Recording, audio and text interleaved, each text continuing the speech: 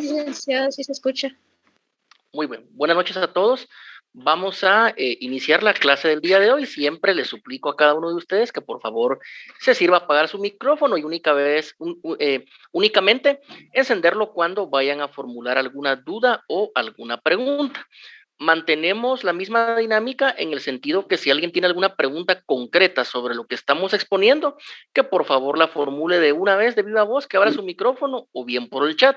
Y si no, de todas maneras, al final de la clase también vamos a estar respondiendo las preguntas que vayan surgiendo.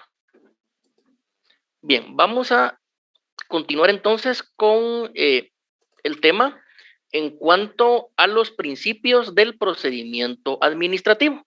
En la clase anterior, algunos colegas me pedían de favor que se volviera a correr la presentación, no obstante que tal y como se los indiqué, esta semana se va a subir a la plataforma esta primera parte de la presentación PowerPoint y algún material de lectura. Únicamente también quiero volver a reiterar, compañeros, que ¿cuáles libros se recomiendan? Bueno, la recomendación que dimos es el libro del doctor Hugo Calderón, pero no obstante eso, también es aconsejable que puedan leer lo más que puedan de la bibliografía que tiene el programa de estudios, la cual compartimos el primer día. Allí hay autores nacionales y autores extranjeros. Acá lo importante es no quedarse únicamente con un libro o con un folleto. A veces hemos detectado ese problema que el estudiante, el alumno únicamente lee un libro o únicamente cuando eran las clases presenciales se quedaba con un folleto de fotocopias que a veces ni se leían o no estaban bien impresas. Y realmente eso lo que va a generar, compañeros, es tener poco conocimiento, lo cual ya lamentablemente se puede apreciar cuando algún compañero se gradúa y ejerce la profesión de abogado. Ahí es donde se nota quién conoce el tema y quién no. Entonces es muy peligroso si alguien les dice que lean un único libro o únicamente un folleto, eso es muy peligroso porque por lo regular no van a aprender bien o van a aprender sesgados.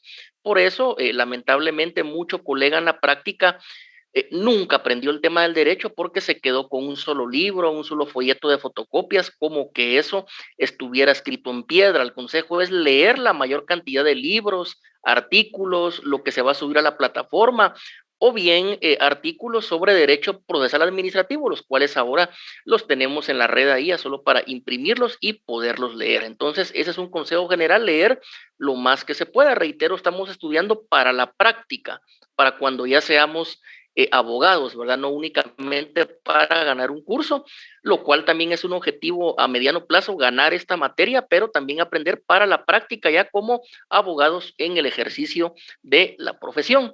Reitero, muchas personas lamentablemente únicamente por leer un libro o un folleto se quedaron con las ideas equivocadas, se quedaron en los años 80, tienen maneras raras de pensar, maneras equivocadas, y lamentablemente por eso es que muchos no lograron avanzar en la vida, ¿verdad? Porque se quedaron únicamente con un autor, con un folleto de fotocopias o con lo que decía un profesor. Hay que enriquecer la mente y el cerebro como que fue una computadora, hay que leer varios libros, hay que leer artículos, hay que estar actualizados, compañeros. Es un consejo que se da ya para la vida, para el ejercicio de la profesión de abogado. Y en el tema que hoy nos ocupa, hemos iniciado ya el tema de los principios del procedimiento administrativo. Vamos a repetir acá brevemente la presentación, pero ya que algunos yo sé que van tomando nota, hemos estudiado hasta el principio número 17. Solo únicamente vuelvo a solicitar que por favor todos apaguen sus micrófonos para que todos puedan escuchar. Entonces hemos estudiado 1, principio de legalidad; 2, principio de legalidad objetiva, el cual se puede subdividir en principio de informalismo a favor del administrado y en el principio de oficialidad. 3, el principio de debido proceso adjetivo, el cual se subdivide en 3 derechos: derecho a ser oído, derecho a ofrecer y reproducir pruebas y derecho a una decisión fundada. 4, principio de seguridad jurídica. 5, principio de gratuidad. 6, principio de economía. Número 7, principio de celeridad. 8, principio de eficacia. Pues allá me ayudan a despachar, pero 9, somos un fracaso. principio de publicidad. A ver, ¿por qué? Solo vamos a pedirle ahí a la compañera que apague el micrófono porque se escucha ahí lo que el niño está hablando.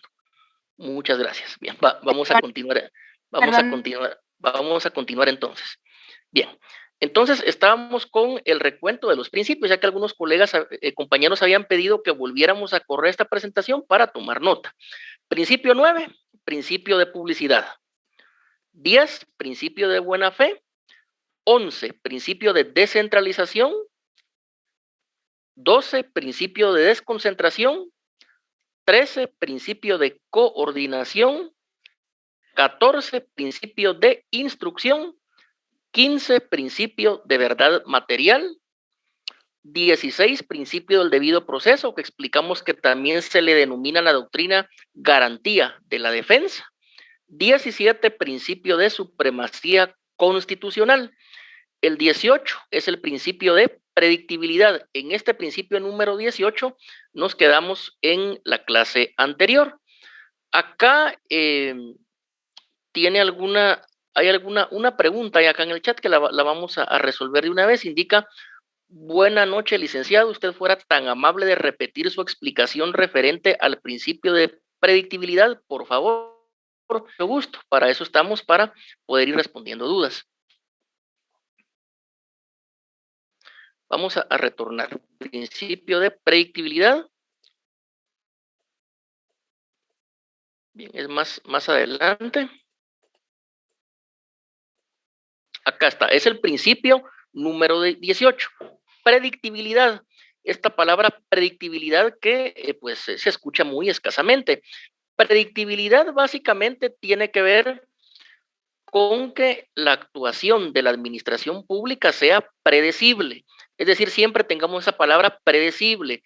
Es decir, que no hayan sorpresas, porque las sorpresas por lo regular van a ser arbitrariedad, ilegalidad o discriminación. Es decir, favorecer injustamente a unos en perjuicio de otros. Entonces, cada resolución administrativa o cada acto administrativo debe ser predecible. Es decir, el administrado ya tiene que tener una idea o un concepto de qué es lo que va a suceder. Por ejemplo, si un vecino levanta un muro y ese muro está mal construido, está construido con materiales de baja calidad, está construido sin respetar las normas jurídicas que regulan la construcción en determinado territorio, si este muro pone en peligro la seguridad de todos los vecinos, si pone en peligro el bien común, si pone en peligro el interés público, o si pone en peligro únicamente a un ciudadano o a un administrado, debe de existir predictibilidad en cuanto a que una municipalidad va a ordenar que ese muro sea la demolición de ese muro. Pero esto no va a suceder solo con X o Y vecino, con cualquier vecino, con cualquier administrado que construya una pared que ponga en peligro la seguridad de todos los vecinos, la municipalidad va a ordenar que el muro sea, que lo boten. Es decir, sin ningún tipo de discriminación, cualquier persona que levante un muro que ponga en peligro la seguridad ciudadana, la municipalidad va a ordenar botar ese muro. Eso es predictibilidad. Pero si la municipalidad se lo ordena únicamente a un vecino, pero a otro se lo tolera, a otro le vuelve a ordenar que lo vote, pero a otro ordena que tolera esa mala construcción, allí ya no había predictibilidad, ya no va a ser predecible lo que hace la administración pública. Y cuando la administración pública no actúa de manera predecible, cuando el vecino no tiene esa seguridad que la administración pública lo va a respetar cuando él acate las leyes, los reglamentos, las ordenanzas municipales, pero que también la municipalidad le va a ordenar detener alguna obra que vaya en contra de reglamentos, de instrucciones, de disposiciones municipales. Entonces, si no existe esa seguridad, esa certeza jurídica, no va a haber predictibilidad. Y el principio de predictibilidad quiere decir eso, que cualquier acto o resolución que vaya a tomar la administración pública sea predecible. Que el administrado que se comporte de una manera conforme a la ley sepa que la administración pública no se va a meter con él, no lo va a perjudicar de manera ilegal, pero que si él no actúa de conformidad con las leyes, con los reglamentos, con las ordenanzas, entonces sí, la administración pública, respetando su derecho de defensa, dándole derecho de audiencia, pero va a ordenar que detenga o que haga cesar ese actuar que va en contra de reglamentos, leyes u ordenanzas de cualquier tipo que regulen a la administración pública. Eso es la predictibilidad, que sea predecible y obviamente también que sepa el vecino cuál es el órgano administrativo el cual va a iniciar el procedimiento administrativo y lo va a terminar con una resolución. A eso nos referimos con predictibilidad, por la pregunta que exponía la compañera. Indican, ¿podría pasar todos los títulos de los principios, por favor? Bueno, ya los pasamos una vez, pero con mucho gusto los vamos a ir pasando nuevamente en lo que formulamos otra explicación. Llevamos 17 principios, acá están, desde el número 1 hasta el número 17. Entonces, compañeros, haciendo una retroalimentación, también dijimos que estos principios son propios, le son consustanciales al procedimiento administrativo. Estos principios son directrices generales que debe de respetar tanto la administración pública como el administrado. ¿Quién es la administración pública? La administración pública va a ser cualquier tipo de órgano administrativo, llámese una municipalidad, llámese una secretaría de Estado, una gobernación, una alcaldía, etcétera. Eso es la administración pública. Y un administrado va a ser cualquier particular, cualquier vecino, cualquier habitante de la República de Guatemala. Es decir, cualquier persona que pueda verse violentada en sus garantías, en sus derechos o que en cualquier procedimiento administrativo no se le hayan respetado algunos de estos principios de los cuales hemos venido hablando durante estas clases. Algo también que debo de remarcar, compañeros, es que nosotros acá vamos a ver 20 principios, ya llevamos 17. En estos principios prácticamente se puede sintetizar o resumir todos los principios que vamos a encontrar en la doctrina, en las leyes o inclusive en algunos instrumentos internacionales que han sido ratificados por el Estado de Guatemala. Es decir, dentro de estos 20 principios podemos nosotros subsumir cualquier otro principio que aparezca, porque si nosotros nos ponemos a copiar todos los principios que da la doctrina, los que emanan de las leyes, etcétera, vamos a encontrar tal vez como unos 50 principios, pero los 20 principios esenciales en los cuales se pueden subsumir o los cuales caben en estos principios son estos 20. En estos 20 principios, aquí cabe cualquier otro principio que ustedes puedan encontrar, porque en la doctrina, en la literatura jurídica, hay algunos principios de estos que son iguales, pero tienen otro nombre. Entonces, en estos 20, acá podemos sintetizar todo. No obstante, que los encontremos en la doctrina con 50 nombres distintos, ya que recordemos también nuestro idioma español se utiliza en diferente sentido en diferentes países. También algo que les quiero explicar previo a continuar. Ya les había dicho que nos quedamos en este principio número 18, el principio de predictibilidad. Hoy nos toca el 19 y el 20. Es que en esta clase vamos a recordar algo que hemos llevado, un orden. El orden es este, es el programa de estudios. Vean que estamos aquí en el número 1, lo vamos a andar acá. Dice 1, procedimientos administrativos. Acá lo tenemos subrayado. Ya vimos una definición de lo que es el procedimiento administrativo, lo diferenciamos del proceso administrativo, el cual es judicial. Ahora en este mismo momento estamos en esta parte que son los principios, que nos faltan 2.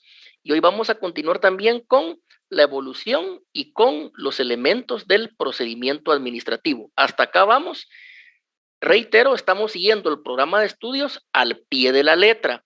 Ya fuéramos más avanzados, quizás ya fuéramos hasta por las etapas o fases del procedimiento administrativo que están aquí en la literal C, pero debido al denominado paro nacional que el Consejo Superior Universitario resolvió suspender clases, por eso es que tenemos una clase rezagada, una clase atrasada, pero reitero, vamos aquí en lo que dice principios. Estamos siguiendo estrictamente el programa de estudios de nuestra facultad y únicamente les recuerdo para los de ingresar que en este programa, aquí hasta de último tenemos la bibliografía. Ahí están todos los libros de autores nacionales o extranjeros, los cuales se sugiere la lectura, reitero, tratando de aprender para la vida, para el ejercicio de la profesión y no únicamente para ganar un curso. Bien, entonces dejamos aquí esta pequeña explicación y vamos a continuar con el tema de los principios del procedimiento administrativo. Ya vimos el número 18 en la clase anterior, que es el principio de predictibilidad, el cual hemos explicado nuevamente el día de hoy a solicitud de una compañera. El principio número 18 es el principio de conducta procedimental. Este se parece un tanto al principio de buena fe. Fíjense, compañeros, que este principio de conducta procedimental lo que significa básicamente a lo que alude es que durante la tramitación del procedimiento administrativo, es decir, también lo que en lenguaje jurídico se le llama como durante la sustanciación de ese procedimiento administrativo, el cual ya vimos que involucra tanto a la administración pública como al administrado, se debe de tener una buena conducta, se debe de tener una conducta respetuosa para la contraparte, una conducta respetuosa para el órgano administrativo y, por supuesto, una conducta respetuosa para el funcionario o empleado administrativo. Pero también esto significa que la administración pública, por medio de ese funcionario o empleado público, debe de tener un trato, una conducta respetuosa, tolerante, una conducta idónea para con el administrado. Es decir, no se permite, no es válido que un funcionario o un empleado público sea abusivo al momento de tratar con un administrado. Realmente esto es una reflexión para todos los que trabajamos para el Estado, ya sea empleados o funcionarios públicos. Se espera que un maestro de escuela pública guarde el debido respeto para con los alumnos. Obviamente ese debido respeto no significa estar justificando actitudes nocivas, faltas de respeto hacia los compañeros, o como se dice coloquialmente en nuestro argot chapín popular, estar alcahueteando a la gente, estar ocultando lo malo. No, pero sí se espera respeto por los alumnos.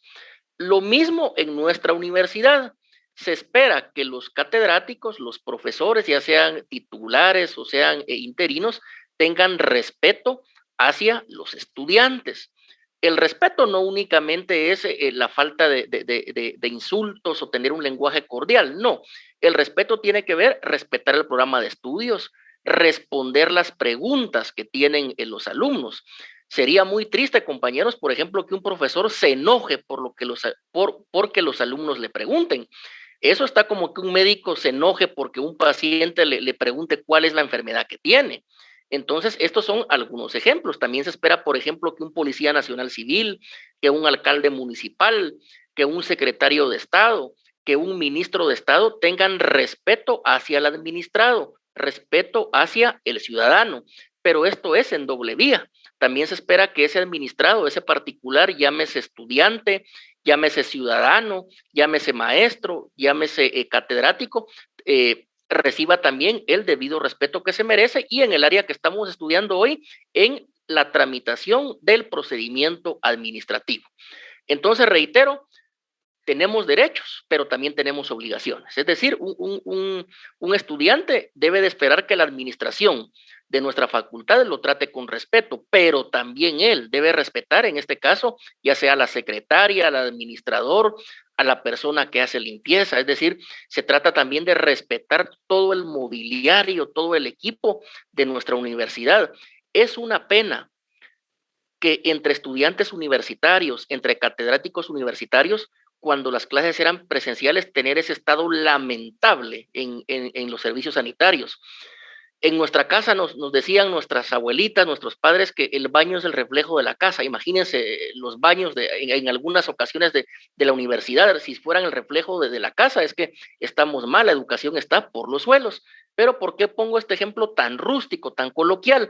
Porque este principio lo vamos a poner nuevamente, de conducta procedimental significa el respeto que debe de existir del administrado hacia la administración pública y de la administración pública hacia el administrado durante la sustanciación, durante la tramitación de todo el procedimiento administrativo. Pusimos algunos ejemplos coloquiales para que todos podamos entender lo que es el principio de conducta procedimental, que podría ser también denominado principio de buena conducta o principio de conducta ética, es decir, conducirse con base a los principios, con base a los valores, con base a todo lo que la ética nos enseña. Recordemos que la ética es una rama de la filosofía que básicamente nos enseña a distinguir entre lo bueno y lo malo, es decir, la limpieza es buena, la suciedad es mala y así. Seguidamente, aparte del principio de conducta procedimental, tenemos lo que es el principio de razonabilidad. Esta palabra razonabilidad deviene de la palabra razón. ¿Qué es la razón? La razón es la inteligencia, es el debido entendimiento, es lo correcto, es aplicar la lógica. En nuestro caso, compañeros, como estudiantes de derecho, es aplicar la lógica jurídica, aplicar la juridicidad. Eso es la razonabilidad. Y el principio de razonabilidad significa que durante la tramitación del procedimiento administrativo en cualquier dependencia de la administración pública debe de conducirse razonablemente, pero también los reglamentos, las disposiciones, las circulares, cualquier cuerpo normativo de carácter general, ya sea que fuere creado por una municipalidad, que fuere creado por una secretaría de Estado, por una gobernación departamental, estas normas jurídicas deben de ser razonables, deben de ser lógicas. Por eso en la clase anterior decíamos que si algo no es lógico, no es derecho. Así de sencillo. Si usted quiere saber si algo es jurídico o es antijurídico, vea si es lógico. Si es lógico, es jurídico. Si es ilógico, no es jurídico. Entonces, razonabilidad tiene que ver con que se respete la razón, la lógica, el debido entendimiento, tanto en la tramitación del procedimiento administrativo como cuando se van a crear esos reglamentos, disposiciones circulares, es decir, cualquier nombre que se le ponga. Ya en la primera sesión alguien hablaba de providencias, ¿verdad? Providencias administrativas. Pues bien, esas providencias administrativas tienen que ser razonables, tienen que ser lógicas, tienen que ser entendibles, que el administrado pueda entenderlas para poder obedecerlas, porque nadie puede obedecer algo que no entiende. Un ejemplo, tal vez así, grosso modo, compañeros, es el reglamento de tránsito. ¿Cuántos han leído y analizado el reglamento de tránsito a cabalidad? Y estoy hablando con estudiantes de derecho del 8º semestre, pero fíjense, compañeros, que hay partes de ese reglamento de tránsito que nos es difícil entenderlo aún abogados ya graduados, abogados colegiados activos.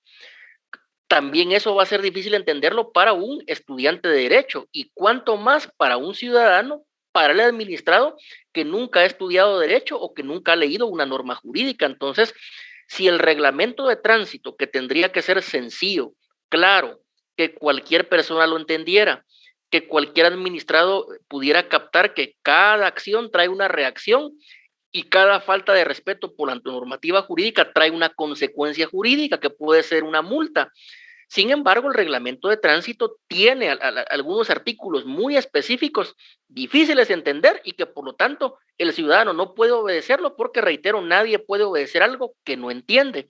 Pues bien, principio de razonabilidad también tiene que ver con eso, que las normas jurídicas que vaya a crear una municipalidad, una secretaría, una circular, una instrucción, sean razonables, que sean entendibles, que sean lógicas y sobre todo que se encuentren de conformidad con la Constitución Política de la República de Guatemala. Por eso, en una clase anterior hablábamos de ese principio de supremacía constitucional.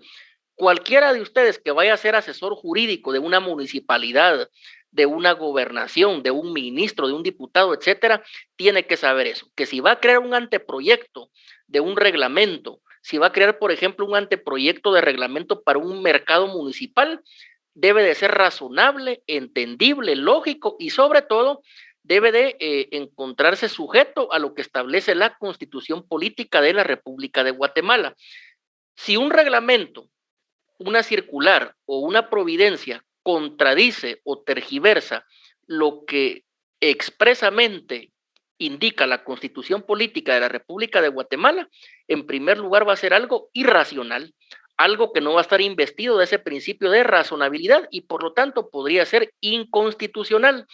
De allí, compañeros, también devienen muchos de los problemas que tienen las municipalidades, muchos de los problemas que tienen las direcciones departamentales, y es que lamentablemente en algunas ocasiones, no en todas, pero el asesor jurídico no conoce el derecho, no conoce el derecho procesal administrativo, no conoce la Constitución, no conoce la doctrina, y por lo tanto van a emanar proyectos de reglamentos ilegales o bien proyectos de resoluciones administrativas ilegales.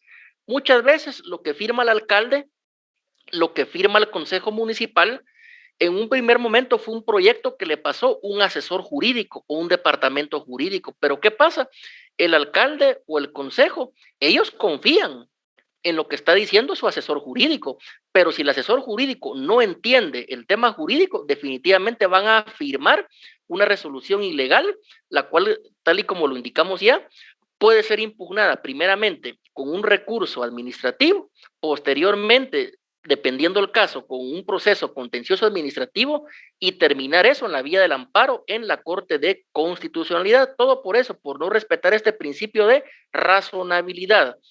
Es decir, tiene que ser razonable el trato que le dé la administración al administrado, tienen que ser razonable los actos administrativos, las resoluciones administrativas y también tienen que ser razonables todos los reglamentos, acuerdos, circulares, disposiciones o providencias administrativas en cualquier entidad de la administración pública. Repito, ministerios, secretarías, gobernaciones, municipalidades, etcétera. Entonces, esto es, compañeros, el principio de razonabilidad. Hasta acá ya vimos los 20 principios que son propios del procedimiento administrativo. Reitero, hay más principios, la doctrina tiene más, los podríamos llegar tal vez hasta 50, pero esos otros encajan en estos, se pueden subsumir en estos y en muchas ocasiones tienen el mismo significado, pero con diferente nombre. Pero con estos 20 principios que ustedes puedan aprender, en primer lugar, van a ganar el examen parcial y también este curso. Y en segundo lugar, cuando ya estén ejerciendo como abogados, van a ser buenos abogados en el tema de derecho procesal administrativo. Como conclusión de estos 20 principios, podemos mencionar lo siguiente: que el procedimiento administrativo cumple básicamente una función de garantía, de modo que protege tanto el interés público como el privado ante el accionar ilegítimo o inconveniente de la administración pública, quien debe respetarlos para llevar a cabo sus funciones. En esta conclusión también vemos varios elementos de los que ya hemos hablado, porque de esta función de garantía, que está aquí entre comillas, compañeros, dijimos que el procedimiento administrativo es una garantía, en primer lugar, para el administrado, es decir, para el ciudadano, para el vecino, para el habitante de la República de Guatemala, para el particular, también así le denomina la doctrina. Es una garantía que al finalizar ese procedimiento administrativo, es una garantía, perdón, que no se le van a violar sus derechos o sus garantías por medio de un acto administrativo o una resolución administrativa, pero también es una garantía para la administración pública, porque va a poder garantizar que sea el bien común o el interés público el que impere en determinada localidad, ya sea en un municipio, una ciudad, un caserío, un departamento o a nivel nacional. También acá tenemos en la tercera línea que protege tanto el interés público como el privado. Ya les expliqué por qué. Porque hace que impere los derechos de la persona particular, del administrado, pero también el interés público, es decir, el interés general, el interés colectivo, el interés de todos los ciudadanos ante el accionar ilegítimo. Porque dijimos también de que se espera que la administración pública al final de ese procedimiento administrativo dicte una resolución o ejecute un acto, pero un acto legal que esté de conformidad a la ley y no un acto ilegítimo o ilegal por medio del cual se violen los derechos o las garantías de la persona administrada. Y por último, estamos diciendo que estos principios deben de ser respetados, observados, deben de ser obedecidos o cumplidos o otro tipo de palabra por la administración pública. Desde un trabajador, llamémosle, o un empleado, por ejemplo, un soldado o un policía raso, hasta la alta dirección del Estado, por ejemplo, un ministro, un secretario o inclusive el mismo presidente de la República. Esa es nuestra primera conclusión en cuanto al procedimiento administrativo. También concluimos en lo siguiente, que teniendo en cuenta que el procedimiento administrativo debe respetar el principio básico de juridicidad. Juridicidad quiere decir que todos los actos y las resoluciones sean de conformidad al derecho, que sean jurídicos. Y por ende, el accionar de la administración pública debe de encuadrarse en un marco procesal de respeto irrestricto al ordenamiento jurídico vigente. Es que deberán observarse los principios expuestos anteriormente. Es decir, compañeros, en conclusión de estos 20 principios propios del procedimiento administrativo, decimos que la administración pública los debe de respetar porque este va a ser su marco de actuación. Este es el ordenamiento que se debe de respetar. ¿Para qué? Al dictar una resolución administrativa o ejecutar un acto administrativo, se respeten los derechos fundamentales y las garantías que le asisten a todo administrado, es decir, a todo habitante del territorio de la República de Guatemala, sin ningún tipo de discriminación, desde la persona que reside en la ciudad de Guatemala hasta la persona que reside en el municipio más lejano de Quiché, por ejemplo, en Nevaja, en Chajul, o el municipio más lejano de Petén, en cualquier aldea. Es decir, el administrado siempre debe ser respetado en sus derechos y garantías.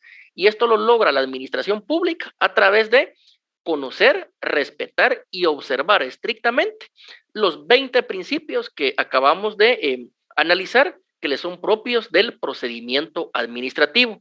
Estas son entonces las primeras conclusiones a las cuales llegamos en cuanto a los principios que son propios del procedimiento administrativo. Entonces, si se dan cuenta, compañeros, acá realmente vamos finalizando con un tema de nuestro programa de estudios. Entonces, previo a continuar con el siguiente tema del programa, quiero preguntar si alguien tiene alguna duda o alguna pregunta, la puede formular ahora, puede abrir su micrófono o de lo contrario, continuamos. Todo bien, Nick, muchas gracias. Bien, entonces como no hay ninguna duda, creo que podemos continuar. Fíjense que alguien escribió en el chat que por qué no las dudas se escriben ahí en el chat. Lo que sucede, colegas, es que es más rápido de manera verbal, que alguien hable y poderle captar. En cambio, a veces por escrito hay algún error, hay ortografía, alguna palabra y cuesta captar. En cambio, cuando es de viva voz, inmediatamente captamos cuál es la duda o la pregunta y procedemos a responderlas. Por ello, esa dinámica de formular las preguntas de viva voz. Bien, continuamos entonces. Siguiente tema. La evolución del procedimiento administrativo. Cuando hablamos de evolución, estamos hablando de esa cadena, de esos pasos, de esos cambios. Básicamente, evolución es eso, esos cambios que ha ido teniendo el procedimiento administrativo desde que fue concebido por el derecho administrativo hasta en la época contemporánea, en la época actual, que es la época de la tecnología, de las redes sociales, de las tecnologías de la comunicación, etcétera. Entonces, ¿cuáles son esos cambios? ¿Cuál es ese devenir histórico? La evolución básicamente es la historia de una institución jurídica. En este caso, una breve historia de lo que es el procedimiento administrativo. Pues bien, ha ido cambiando, ha ido evolucionando, porque en primer lugar, el procedimiento administrativo ya en la actualidad tiene principios. Esos 20 principios de los cuales ya hablamos ampliamente y respondimos algunas preguntas y los cuales ya dijimos que la doctrina, la literatura jurídica tienen otros nombres que también se pueden extraer, por ejemplo, de las leyes, que se pueden extraer de instrumentos internacionales ratificados por el Estado de Guatemala. Estos principios son parte de esa evolución del procedimiento administrativo. Al inicio, hace 200 años, hace 100 años, no era así.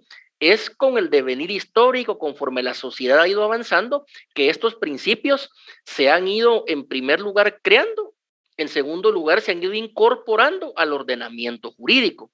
Y hasta nuestros días, en estos 20 principios, podemos sintetizar todos los demás principios del procedimiento administrativo. Ese sería un primer paso en la evolución del procedimiento administrativo. También, compañeros, el procedimiento administrativo entendido como el quehacer diario de la administración pública se ha visto en este caso permeado por la tecnología.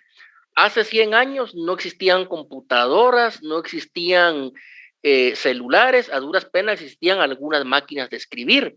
En cambio, si ustedes tal vez fueron hace 10 años a una municipalidad, definitivamente en la actualidad ya las municipalidades han cambiado porque ya incorporan la tecnología.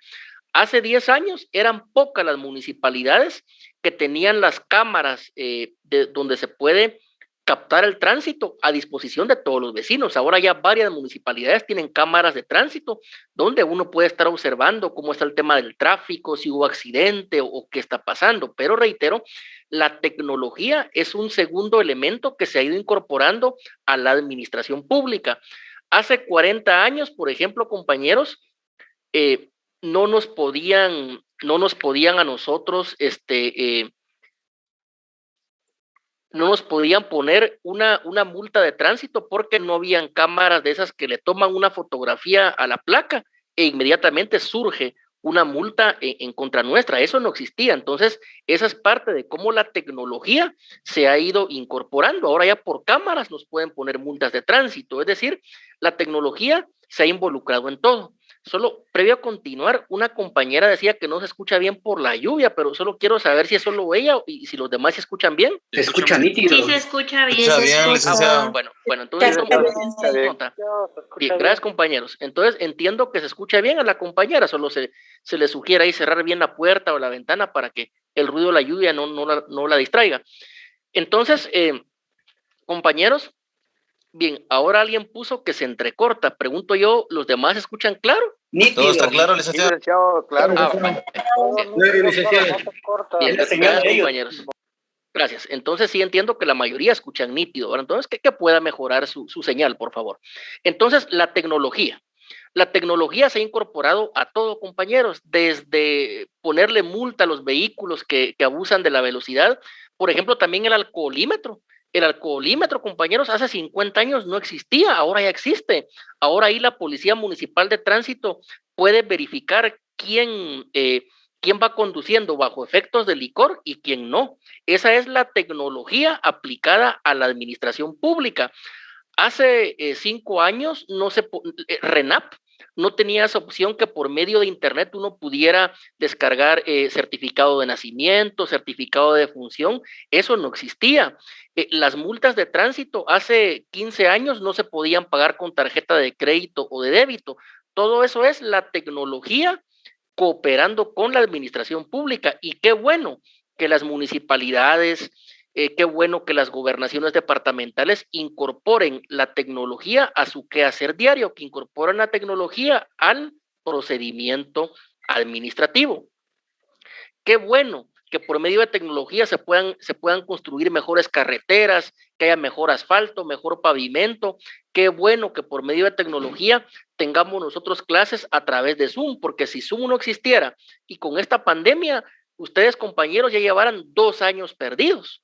Es decir, la carrera ya no sería de 5 años, sino que sería de 7, pero gracias a que la universidad está utilizando la tecnología como lo es la tecnología Zoom, es que podemos acá reunirnos y poder dialogar con ustedes e impartir estas clases. Pero reitero, la tecnología también ha sido un elemento central porque se ha hecho uso de ella la administración pública. Es decir, la tecnología se ha utilizado en la tramitación y en la sustanciación del procedimiento administrativo. Esta evolución del procedimiento administrativo también nos lleva a otra afirmación: servicios públicos de calidad. Fíjense, compañeros, que si los servicios públicos fueran de calidad, no existirían un montón de problemas. Imagínense ustedes que el servicio de energía eléctrica fuera de calidad, que la luz no se fuera cada rato, que no nos quemara los aparatos. No existirían ese montón de bloqueos, medidas de hecho, etcétera, tanto problema que se da. Si existiera agua potable clorada en todas las casas, los vecinos no tendrían necesidad de andar gastando con camiones de agua, de ir a protestar, de ir a manifestar a la municipalidad, de querer quemar las municipalidades, todo ese montón de bochinches, de medidas de hecho que son ajenas al derecho, no se dieran, no existiera tanto descontento social. Si los servicios públicos fueran de calidad, la salud fuera mejor. Ese gran número de niños desnutridos, de niños con enfermedades infecciosas no existiría porque habría un servicio público de salud pública idóneo. Pero cuando los servicios públicos no son de calidad, ¿qué es lo que ocasionan? Problemas de todo tipo. Fíjense que yo a veces he pensado que muchos alumnos, y no solo alumnos, también catedráticos, profesionales con maestría, con doctorado, siempre dicen, no, es que para cambiar la realidad hagamos una revolución y echemos al gobierno. Y bueno, el enojo es válido, tienen razón, pero fíjense que yo lo pondría un poco más fácil, sin tanto relajo, sin tanta bulla, sin tanto desorden. Un montón de problemas podrían ser resueltos si existieran servicios públicos de calidad. Servicios públicos de calidad, entiéndase, salud pública de calidad, servicio de agua potable de calidad, educación pública de calidad, entre otros. También, por ejemplo, el tema de las carreteras, de los caminos, carreteras sin baches, que existiera, por ejemplo, parques, recreación, hasta las maras se verían reducidas, porque muchos de los problemas de maras se dan por el hacinamiento. Hay asentamientos que no tienen agua potable, no hay asfalto, menos va a haber una cancha de fútbol, de básquetbol. ¿Y qué es lo que pasa? Los jóvenes se agrupan, pero en maras, ¿verdad?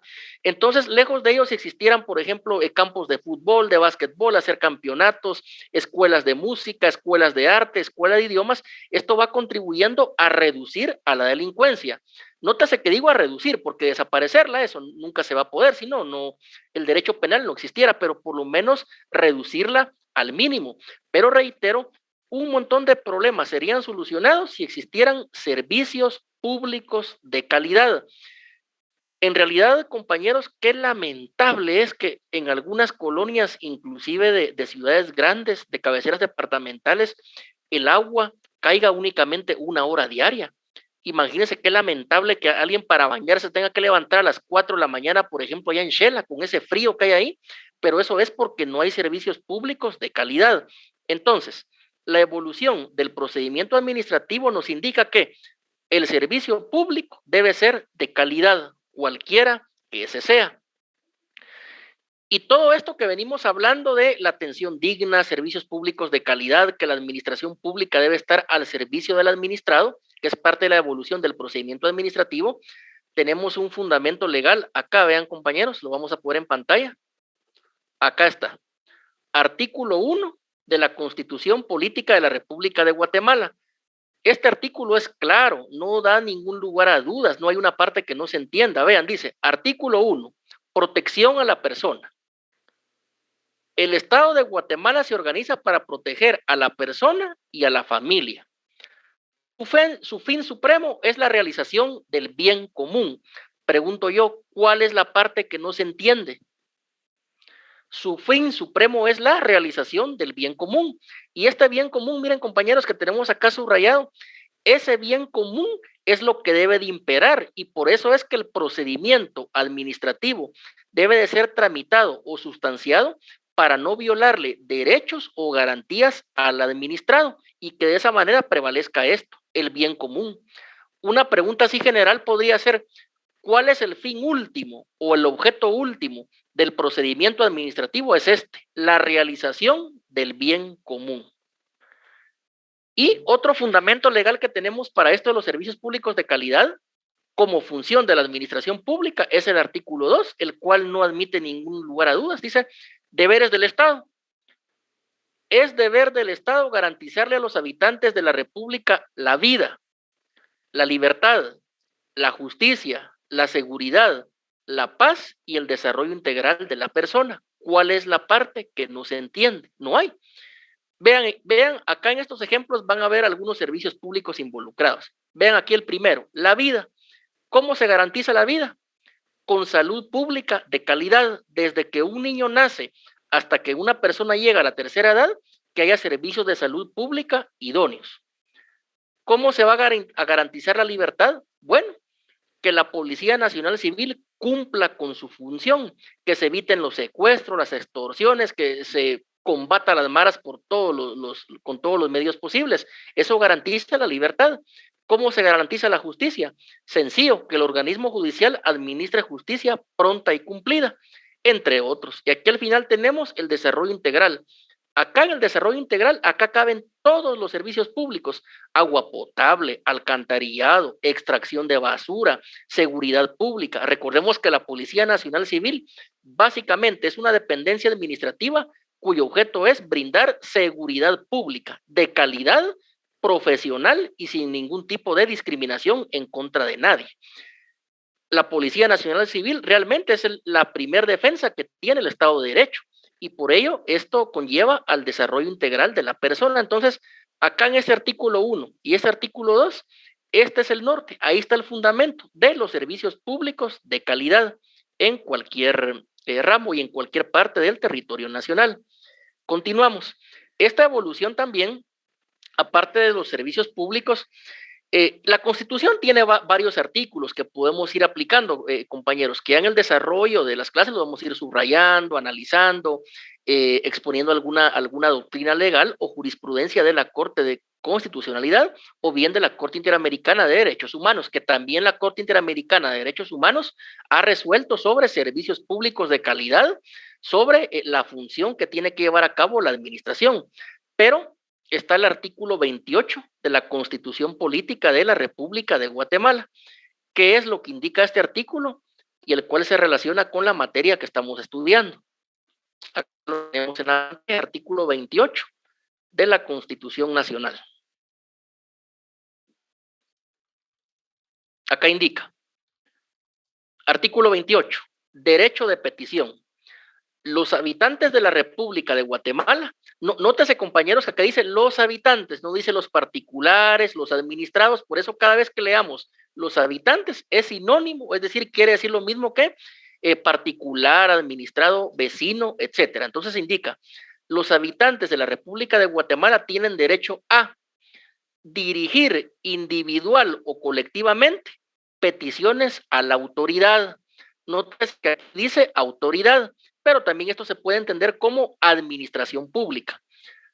La que está obligada, nótese que es una obligación, la Constitución no nos está preguntando si queremos o no, dice obligada a tramitarlas y resolverlas conforme a la ley. Aquí vean, compañeros, aquí está el procedimiento administrativo. Este es el fundamento constitucional del procedimiento administrativo. Dice a tramitarlas y deberá resolverlas conforme a la ley. Cuando hablamos del trámite o la sustanciación del procedimiento administrativo, es este, ¿ve? Acá donde indica tramitarlas y deberá resolverlas. Esto significa la resolución administrativa. Entonces acá está trámite y resolución. Acá está procedimiento administrativo y resolución administrativa de conformidad con la ley. Esa conformidad con la ley también la podemos encuadrar en alguno de los principios, en la supremacía constitucional, entre otros. E indica posteriormente, en el segundo párrafo, en materia administrativa. Por eso es que este artículo tiene que ver con nuestra clase y con nuestro tema de hoy.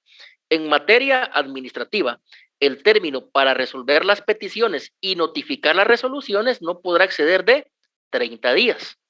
En materia fiscal, es decir, impuestos, para impugnar resoluciones administrativas en los expedientes que se originen en reparos o ajustes por cualquier tributo, no se exigirá al contribuyente el pago previo del impuesto o garantía alguna. En este segundo párrafo, compañeros, también tenemos elementos del procedimiento administrativo, como cuáles. Vean, primero, acá está, ¿ve? Resoluciones administrativas, de esto ya hemos hablado. Acá están las impugnaciones, es decir, los recursos administrativos. Acá también tenemos el expediente administrativo. Y acá donde dice el contribuyente, también se puede entender como el ciudadano, como el particular, como el habitante del territorio de la República de Guatemala. Entonces, muy importante, en materia de derecho procesal administrativo, en materia de tramitación del procedimiento administrativo, este artículo 28 constitucional nos da una serie de parámetros, de elementos o bien de definiciones. Este artículo 28 ustedes lo van a encontrar muy analizado, muy explicado en resoluciones de la Corte de Constitucionalidad, en resoluciones de la Corte Suprema de Justicia o bien en resoluciones de la Sala de lo Contencioso Administrativo. Por ello, muy importante analizar este artículo 28 de la Constitución Política de la República de Guatemala. Indican acá, es que no son preguntas, algunas son afirmaciones, con algunas estamos de acuerdo, con otras no. Indica, vamos a ver, los bloqueos. Bueno, jurídicamente hablando, los bloqueos son ilegales, eso no cabe ni la menor duda. Claro está, la población tiene ciertas demandas. Acá hay otra afirmación que habla que el gran cáncer es la corrupción. Bueno, esto es una afirmación. Obviamente la corrupción es mala y hay que perseguirla jurídicamente. Hablan de la oligarquía, la élite económica. Bueno, se nos fue ya temas económicos. Acá hablamos de servicios públicos de calidad. Habla también que el máximo violador de los derechos humanos es el Estado. Obviamente, si es el Estado el encargado de velar por el fiel cumplimiento de los derechos humanos, también va a ser el máximo violador. Eso es obvio, no puede ser una persona individual. E indica también posteriormente de los asesinatos, los que levantan la voz, etcétera. Son una serie de afirmaciones. Apagamos teléfonos, por favor, compañeros. Apagamos micrófonos, perdón. Y Fernando. Bien, ya lo apagaron. Entonces, acá también indican que el papel aguanta con todo. Sí, es que es cierto, miren, lo que sucede, compañeros, también que como futuros abogados de éxito, como personas que se van a superar en la vida, también tenemos que dejar atrás el pesimismo, el resentimiento y la apatía. Que en nuestro país hay problemas, es cierto, eso cualquiera lo sabe, estamos diagnosticados. Ahora bien, el asunto principal acá es cómo solucionar esos problemas. Nosotros una solución que estamos proponiendo desde el derecho procesal administrativo, ¿cuál es? Servicios públicos de calidad. Sencillo, si una municipalidad los pozos de agua potable los construye de una manera técnica, de una manera científica, va a haber agua potable para la comunidad. Si el ingeniero que construye una carretera lo hace de conformidad con la ingeniería, esa carretera va a ser de calidad. Entonces, nuestra propuesta son servicios públicos de calidad. Que la Constitución a veces no es más que papel, es cierto, pero para eso estamos los abogados, para exigir que se cumpla la Constitución y para exigir que se cumplan las leyes. Así como un abogado penalista va a hacer todo lo posible porque su cliente recupere su libertad, máximo cuando esta persona es inocente, así también un abogado experto en derecho administrativo va a tener que velar por los derechos de su cliente, que puede ser un administrado, puede ser una aldea, puede ser una colonia, un comité de vecinos, un comité pro mejoramiento, para que la administración pública respete estos principios propios del procedimiento administrativo y que la resolución administrativa o el acto administrativo sea de conformidad a derecho. Entonces, reitero, también no podemos ser pesimistas, porque si somos pesimistas jurídicos, ¿para qué estudiamos derecho? Mejor hubiéramos estudiado otra carrera. Entonces, en la realidad hay problemas, sí, los hay, no los desconocemos, pero hay que mejorar esa realidad y cada quien dentro de su ámbito, el maestro de escuela, el policía nacional civil, el médico de hospital público, el profesor de instituto, el profesor universitario, cada quien en su área puede hacer que esta realidad vaya cambiando y que vaya mejorando. Entonces, artículo 28 de la Constitución Política de la República de Guatemala también es parte de esta evolución del procedimiento administrativo, porque allí hay varios elementos los cuales deben de ser analizados. Aparte de la evolución, también debemos de estudiar lo que son los elementos del procedimiento administrativo. Únicamente consulto, compañeros, ¿alguien tiene dudas de la evolución del procedimiento administrativo o continuamos? Si alguien tiene alguna pregunta, la puede formular, si no, entendemos que todo está claro y vamos a continuar. Bien, entonces continuamos. Nuestro siguiente tema es los elementos del procedimiento administrativo. El procedimiento administrativo, como toda institución o todo instituto jurídico, tiene ciertos elementos. El primero decimos que es el inicio. ¿Cómo es el inicio del procedimiento administrativo? ¿Por qué inicia? por qué causas, por qué motivos inicia un procedimiento administrativo ante un órgano administrativo. Bueno, el inicio puede ser de oficio, a petición de parte o por denuncia. Un ejemplo del inicio de oficio de un procedimiento administrativo es del que hemos venido hablando desde la primera clase. Un vecino se siente superior a los demás, construye una pared con materiales de mala calidad, sin columnas, sin hierro, lo construye y obviamente este muro se va a caer y va a poner en peligro la seguridad pública y hasta puede causar que una persona muera. Entonces aquí una municipalidad de oficio va a iniciar un procedimiento administrativo para que el vecino bote ese muro o de lo contrario que lo haga la fuerza pública. Ese es un ejemplo de un procedimiento administrativo de oficio. Otro ejemplo de un procedimiento administrativo que inicia de oficio es lo que hace la Superintendencia de Administración Tributaria SAT. Cuando se establece que una persona a lo mejor está evadiendo o está eludiendo impuestos, bueno, va a iniciar un procedimiento para poder cotejar, para poder realizar una auditoría y de esa manera poder apreciar si el contribuyente está evadiendo o está eludiendo impuestos. Este inicia de oficio, es decir, inicia de oficio cuando es la propia administración pública, cuando es el órgano administrativo el que inicia de oficio el procedimiento. También puede iniciar el procedimiento administrativo a petición de parte, es decir, que lo pida, que haga la petición un administrado, un ciudadano, un particular. Esta petición va a ir dirigida a la administración pública. Lo puede hacer verbalmente, lo puede hacer por escrito, lo puede hacer auxiliado por un abogado, etcétera, pero es a petición de parte. Entonces, acá el administrado comparece ante la administración pública a formular un requerimiento, a formular una solicitud. Entonces, esto es a petición de parte, es porque alguien lo pide. En el caso que hemos puesto, si yo administrado observo que un vecino está construyendo un muro y que el muro se va a caer porque está mal construido, yo le voy a formular esa petición a la municipalidad que por favor inicie un procedimiento administrativo y que tome control de esa obra. Si un vecino mío se le ocurre tapar un drenaje de agua pluvial, entonces yo voy a ir a la municipalidad para que la municipalidad le ordene a este vecino que destape ese desagüe de agua pluvial o de aguas negras inclusive, porque hay vecinos o hay personas que en realidad actúan fuera de la razón y fuera de la lógica.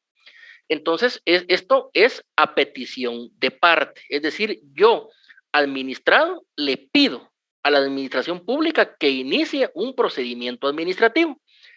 Y hay una tercera forma, que es o por denuncia.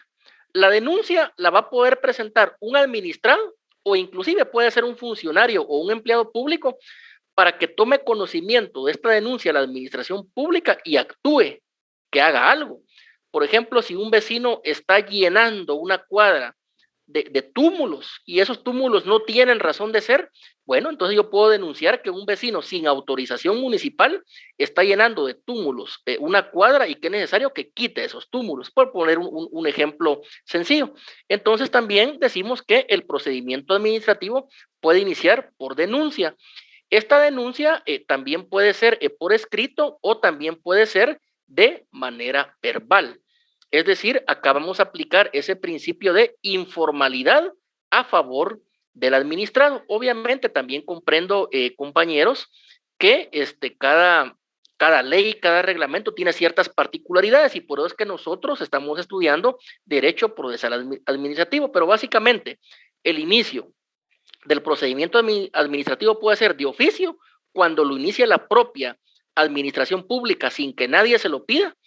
Puede ser a petición de parte, que es cuando un administrado, es decir, un habitante, un particular, le pide al órgano administrativo que inicie con el procedimiento administrativo, o puede ser por denuncia. Es decir, la denuncia se tiene que formular en contra de alguna persona o en contra de quienes pudieran resultar responsables. Se parece mucho el inicio a petición de parte con el inicio que se hace por denuncia, pero básicamente la denuncia tiene que ver que yo ya le estoy atribuyendo un hecho en concreto a otra u otras personas. Entonces, este es el primer elemento del procedimiento administrativo. El segundo elemento del procedimiento administrativo, y el que algunos autores dicen, según ellos, que es el más importante, es el órgano administrativo. ¿Qué es el órgano administrativo? Órgano administrativo va a ser cualquier dependencia de la administración pública que tenga competencia en determinado ramo. Si nosotros hablamos en un municipio de competencia en cuanto a agua potable, a desagües, a drenajes, a alcantarillado, a extracción de basura, acá ¿cuál va a ser el órgano administrativo? La municipalidad. Si nosotros, por ejemplo, estamos hablando del tema del magisterio, de maestros, tanto del sector público como del sector privado, bueno, el órgano administrativo va a ser la Dirección Departamental de Educación. Si nosotros estamos hablando de un órgano administrativo en cuanto a mantener el orden, el tema de negocios de ventas de bebidas alcohólicas, el tema de ruidos excesivos en las noches, etcétera, estamos hablando de una gobernación. La gobernación también es un órgano administrativo. Entonces, el órgano administrativo decimos que es toda dependencia de la administración pública que tiene competencia en determinada materia. Y por lo regular, estos órganos administrativos también van a tener una función de brindar un servicio público. Por ejemplo, en Pagua, acá en la ciudad capital, tiene la función de captar y distribuir agua potable. Entonces, el órgano administrativo, reitero, va a ser cualquier dependencia de la administración pública. Cuando nosotros escuchemos el término administración pública, estamos hablando de esto, de el órgano administrativo, que es el que tiene competencia en determinada materia. Por ejemplo, un juzgado de asuntos municipales es un órgano administrativo porque dicta resoluciones aplicando el Código Municipal. El Consejo Municipal también es un órgano administrativo porque va a conocer en segunda instancia, en segundo grado, impugnaciones o recursos en contra de una autoridad administrativa inferior. Entonces, por eso es que hablamos que el órgano administrativo va a ser siempre la administración pública y en este caso cualquier dependencia de la administración pública, sea gobernación, municipalidad, alcaldía, institución descentralizada, etcétera. Este es el segundo elemento del procedimiento administrativo. El tercer elemento, compañeros, va a ser la competencia administrativa. Es decir, si hay un órgano administrativo, este tiene que tener competencia administrativa. ¿Y qué es la competencia administrativa? Es esa facultad que va a tener el órgano administrativo de decidir en determinado sentido. Es decir, acá es donde vemos la declaración unilateral de la voluntad de la administración pública. La municipalidad dice, voten ese muro que está mal construido. El Instituto Guatemalteco de Migración dice, no le den pasaporte a ese ciudadano, etcétera. Entonces, la competencia administrativa va a ser esa facultad de decidir que va a tener el órgano administrativo. Y por lo tanto, por medio de esta competencia administrativa, es que el órgano administrativo, en la práctica, lo que va a hacer es que va a declarar cuál es la voluntad unilateral, en este caso, de la administración pública. Claro está, esta voluntad se puede impugnar por medio de recursos, por medio de proceso contencioso administrativo, etcétera, cuando sea una decisión ilegal o una decisión que violente derechos o garantías. Aparte de la competencia administrativa, el último elemento, el elemento número 4 del procedimiento administrativo va a ser el administrado. ¿Quién es el administrado? Ya dijimos, va a ser el particular, el ciudadano, el vecino, o como lo establece el artículo 28 de la Constitución Política de la República de Guatemala, todo habitante del territorio nacional. Porque, por ejemplo, cuando nace un bebé, es menor de edad, aún no puede ejercer sus derechos por sí mismo, pero ya es un administrado, porque ya se necesita que en primer lugar el RENAP inscriba su nacimiento. Ya se necesita, por ejemplo, que el Estado le brinde un servicio de salud pública de calidad y que haya un pediatra que lo atienda. Si hablamos ya de una persona mayor de edad, también este administrado, este habitante del territorio nacional, él va a requerir ciertos servicios públicos o él va a instar en determinado momento ese procedimiento administrativo, que es donde se espera que impere la ley y que no se le vayan a violentar sus derechos. Entonces, el administrado es cualquier particular, cualquier persona, cualquier habitante del territorio nacional. Pregunto, compañeros, si hay alguna pregunta, la pueden formular en este momento. Todo clarísimo, licenciado, muchas gracias. Bien, vamos a ver acá en el chat, indican que estaba lloviendo, que no había señal, alguien dice que ya son las 8:05 y se ríe. Bueno, entonces aquí los que mandan son ustedes, terminamos a la hora que ustedes digan, ¿verdad? Que alguien diga que a las 8:05, si no le parece, es asunto suyo, pero si hay más dudas, seguimos respondiendo. Entonces, buenas noches. Sí, adelante, compañero. Solo con una consulta para molestarlo. ¿Usted me podría dar un ejemplo de la competencia administrativa? Sí, es los ejemplos que veníamos dando. Por ejemplo, un juzgado de asuntos municipales va a tener competencia para resolver todos aquellos asuntos que tengan que ver con la aplicación del Código Municipal.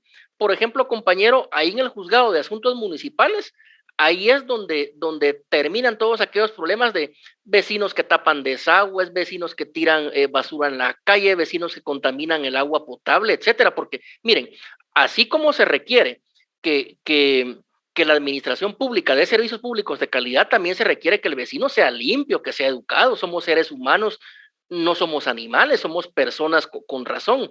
Entonces, ahí en ese juzgado de asuntos municipales, como se dice coloquialmente, compañero, se pone alegre, porque a veces no solo es vecino contra funcionario o empleado municipal, es vecino contra vecino, y son auténticas batallas jurídicas. Ahí hay competencia. Otro ejemplo de competencia administrativa podría ser el Consejo Municipal. El Consejo Municipal, en última instancia, es el máximo órgano para tomar decisiones en cuanto a un municipio, y es autónomo, es decir, ahí nadie se puede meter. Guatemala no se puede meter con Escuintla, Escuintla no se puede meter con Misco, porque hay autonomía municipal. Esos son algunos ejemplos de competencia administrativa. En algunos casos también la Superintendencia de Administración Tributaria tiene competencia porque resuelve problemas de carácter tributario. Esos problemas tributarios, por lo regular, cuando es de grandes cantidades de impuestos, van a parar en un juzgado, es decir, en un órgano jurisdiccional del organismo judicial, del Poder Judicial. Estos son algunos ejemplos de competencia administrativa. El Tribunal Disciplinario de la Policía Nacional Civil es otro ejemplo, compañeros, porque este tribunal básicamente se encarga que los señores agentes o cualquier rango de Policía Nacional Civil respete y observe la ley orgánica de la Policía Nacional Civil de manera administrativa. Ya si alguien hay sospecha que cometió delito, eso ya le corresponde al Ministerio Público y a un juzgado del ramo penal. Entonces, esto es ejemplo de competencia administrativa, que son esas facultades que va a tener el órgano administrativo. ¿Alguna otra pregunta? No, solamente le agradezco mucho, licenciado. Bien, ¿alguna otra pregunta, compañeros? Yo, licenciado, buenas noches. Adelante, buenas noches. Sí, la escucho. Sí, con una consulta, licenciado. Supongamos el conflicto entre vecinos o riñas entre vecinos, pero que no sean de materia que tengan que ver con que conozcan la municipalidad, supongamos que molesten la tranquilidad del vecino, ¿eso dónde se puede denunciar? ¿En gobernación era lo que usted comentaba? Sí, vean, dijimos que el procedimiento administrativo en uno de esos elementos puede iniciar por denuncia o a petición de parte. Entonces, eso depende, ¿verdad? Porque cada municipio tiene sus ordenanzas, sus reglamentos, y hay que ver en dónde está uno viviendo, pero pongamos el ejemplo de Misco, ¿verdad? En Misco, por lo regular, en el juzgado de asuntos municipales, terminan muchos de esos problemas de vecinos de que uno dañó un tubo de agua potable y por eso no cayó el agua 3 días, o que hay otro que está tapando un desagüe pluvial. Esto puede terminar ahí en el juzgado de asuntos municipales, y qué bueno que termine ahí, que no llegue al organismo judicial y que el organismo judicial solo mire los casos más graves. Entonces, esto se puede denunciar ahí. también aquellos problemas de sonido, de altos volúmenes, de discotecas, fiestas, inclusive alguna iglesia, etcétera, también se puede denunciar ahí en un juzgado de asuntos municipales. El juzgado de asuntos municipales tiene mucho poder, compañeros. ¿Se recuerdan ustedes de aquella fábrica de muebles en Carretera del Salvador donde hicieron la fiesta clandestina cuando iniciaba la pandemia? Quien la cerró fue el juzgado de asuntos municipales de Santa Catarina Pinula. Entonces, allí es donde básicamente se pueden denunciar o solicitar, es decir, a solicitud de parte, que se inicie un procedimiento administrativo. Ese es un ejemplo. ¿Alguna otra pregunta, compañeros? Solo para aclarar un poquito, por ejemplo, cuando hay algún problema, un ejemplo de multas de tránsito, que por ejemplo se maneja en Villanueva, la competencia la podría manejar en zona 1, por ejemplo, el juez de asuntos municipales. No, compañero. Lo que sucede es que recordemos que esto también es administrativo, hay dos formas. El Departamento de Tránsito de la Policía Nacional Civil tiene competencia administrativa en aquellos municipios donde no hay convenio de delegación que el Ministerio de Gobernación le delegue a la Policía Municipal que controle el tránsito. Por ejemplo, si el acto de tránsito ocurrió en el municipio de Guatemala, solo Emetra. Si ocurrió en Misco, solo Emixtra. Pero, por ejemplo, si ocurrió en el municipio de San Andrés Azcabaja-Quiché, ahí sí es la Policía Nacional Civil, porque en ese municipio no existe Policía Municipal de Tránsito y por lo tanto a la municipalidad todavía no se le ha delegado esa función de ordenamiento vehicular. Eso se hace por medio de un convenio, el cual firman el Ministerio de Gobernación y la municipalidad. Es decir, yo, alcalde, recibo esa delegación, pero me comprometo a cumplir con la ley. Les voy a poner un ejemplo. Cuando el alcalde Neto Brand, él dijo que un día no iba a salir en Mixtra a las calles porque iba a ser una manera de manifestar, porque la gente trataba mal en Mixtra.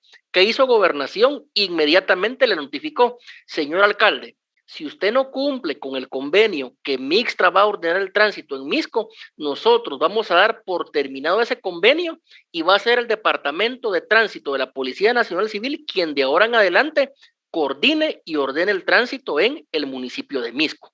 Entonces la respuesta es esa: donde hay Policía Municipal de Tránsito, únicamente en su municipio. Por autonomía municipal no puede participar en otro. Y donde no lo hay es el Departamento de Tránsito, de la Policía Nacional Civil, quien va a hacer que impere la ley y el reglamento de tránsito. Pero cuando hay policía municipal no pueden conocer lo que sucedió en otro municipio. Por ejemplo, Ciudad de Guatemala, únicamente las multas que se produzcan acá en el municipio de Guatemala. No se puede de Villanueva, de Misco, de Villacanales. Eso sería ilegal. Pero entonces lo que usted me dice respecto a eso es que la persona que tiene una infracción de Villanueva, por ejemplo, puede circular libremente en Guatemala sin afectar nada por la competencia que tiene cada uno de ellos. Es correcto, así es. En todo caso, esta persona va a poder ser sancionada únicamente allí en el municipio de Villanueva, pero aquí en la ciudad de Guatemala él no ha cometido ninguna falta de tránsito, no puede ser sancionado. Muchas gracias, Lick, ya resolví muy amable. Bien, ¿alguna otra pregunta, compañeros? Buenas noches, licenciado. Con una pregunta sobre la contaminación de las fábricas y todo eso. Sería, pero como también si es de ruido, si después puede ahí en el consejo, perdón, en el juez de asuntos municipales. El consejo es primeramente la municipalidad, siempre la municipalidad. La municipalidad tiene facultad de ver ese tema del humo, los ruidos, gases contaminantes, etcétera. En un segundo lugar ya se podría en el Ministerio de Ambiente y Recursos Naturales y en un tercer lugar en un juzgado del ramo penal por un posible delito de contaminación. Pero lo mejor es que todo se resuelva allí, cerca del ciudadano, en una municipalidad. ¿Alguna otra pregunta, compañeros? Licenciado, buenas noches. Sí, adelante. Me surge la duda, ¿verdad? Como estamos viendo el tema en lo que es la administración, en un caso, ¿verdad? Tengo un conocido de que él tiene 2 delitos, uno por conducir así en estado de ebriedad y otra por lesiones culposas. resulta que al momento de él querer solicitar, ¿verdad? Como solventó eso con el juzgado, pagó lo que tenía que pagar, por decirle así. Al momento de él querer limpiar sus papeles, resulta que le aparecen inculcados 3 delitos más en los años de más antes. Por ejemplo, que él nació en el 87 y le aparecen delitos del año de 1970, 1975. O sea, mi pregunta es, ¿cómo es posible, verdad, de que teniendo un número de identificación y sabiendo el año en que él nació, aún así le inculcan esos delitos en su récord, en el récord que le aparece a él de los policíacos, ¿verdad? Entonces es algo increíble, ¿verdad? Porque se supone de que con el WI automáticamente es un número único que todas las personas tenemos, ¿verdad? Nadie más lo puede tener. Entonces mi duda es, ¿cómo es posible esto, verdad? De que le aparezcan delitos de cuando él aún no había nacido, pues. Sí, Vaya. Sí, perdón. mire, esto acá lo que tiene que hacer es mejor contratar a un buen abogado penalista, porque estos delitos tiene que ver con derecho penal. Para eso hay un montón de estrategias.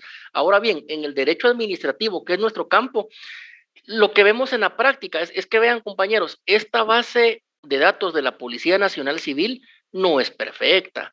Miren, compañeros, en el juzgado donde yo tengo el gran honor de ejercer la judicatura, hemos tenido gente presa por homónimos, lo que escribe acá un compañero, un pobre señor asustado con diabetes, con temas bien serios, y fíjense que lo único que lo diferenciaba de otra persona era el número de NIT, porque había cierto problema ahí en esa migración de cédula a DPI y la pobre persona detenida, pero en realidad el número de NIT era distinto. Entonces se da el tema de los homónimos, órdenes de captura que no son eliminadas de la base de datos por la Policía Nacional Civil, lo cual es derecho administrativo, etcétera. Entonces, ¿por qué les indico? El servicio de seguridad pública de la Policía Nacional Civil debe ser profesional, debe ser de excelencia y en este caso tener una buena base de datos de las órdenes de aprehensión vigentes, ¿verdad?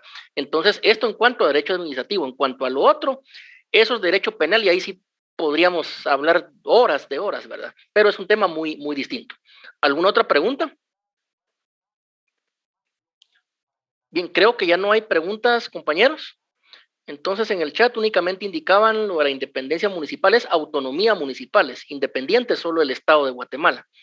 Y de los homónimos, sí, efectivamente, lamentablemente se dan a práctica y por eso se espera servicios públicos de calidad por todas las dependencias públicas. Bien, como ya no hay preguntas en el chat y ya no hay de viva voz, entonces damos por concluida esta clase, compañeros, que tengan una buena noche todos y que el día de mañana sea fructífero y exitoso en todo lo que hagan. Gracias, Luis. Feliz noche. Feliz noche. Gracias, Luis. Feliz noche.